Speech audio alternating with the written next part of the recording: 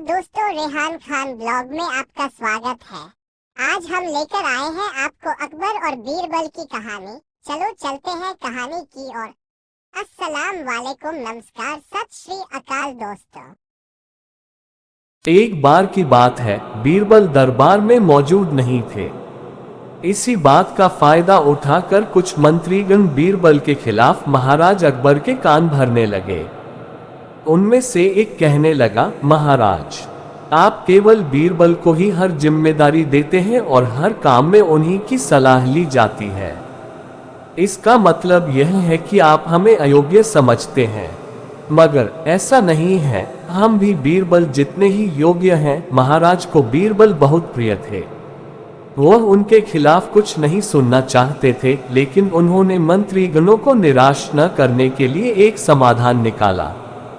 उन्होंने उनसे कहा, मैं तुम सभी से एक प्रश्न का जवाब चाहता हूं, मगर ध्यान रहे कि अगर तुम लोग इसका जवाब न दे पाए तो तुम सबको फांसी की सजा सुनाई जाएगी। दरबारियों ने झिझक कर महाराज से कहा, ठीक है महाराज, हमें आपकी ये शर्त मंजूर है, लेकिन पहले आप प्रश्न तो पूछिए। महाराज ने कहा, दुनिया की सबसे बड़ी चीज क्या है? यह सवाल सुनकर सभी मंत्रीगण एक दूसरे का मुंह ताकने लगे।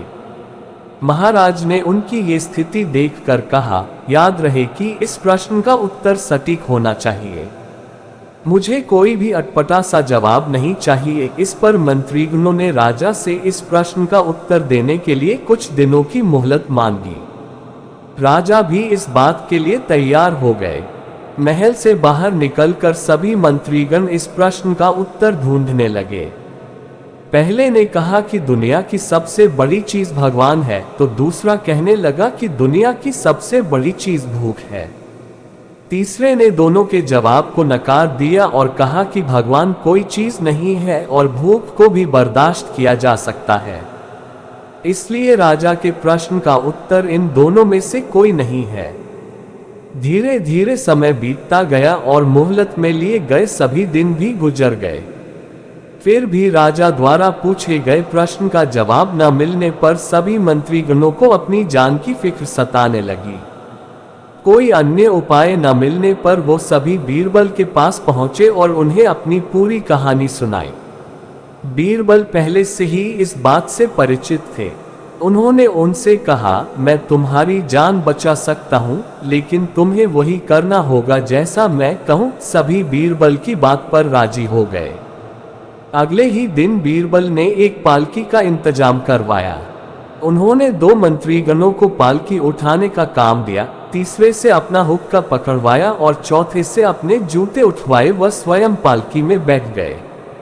फिर उन सभी को राजा के महल की ओर चलने का इशारा दिया। जब सभी बीरबल को लेकर दरबार में पहुंचे तो महाराज इस मंजर को देखकर हैरान थे।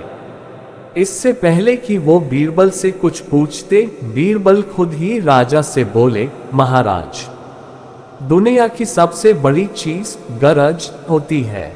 अपनी गरज के कारण ही ये सब मेरी पालकी को उठाकर यहाँ तक ले आए हैं।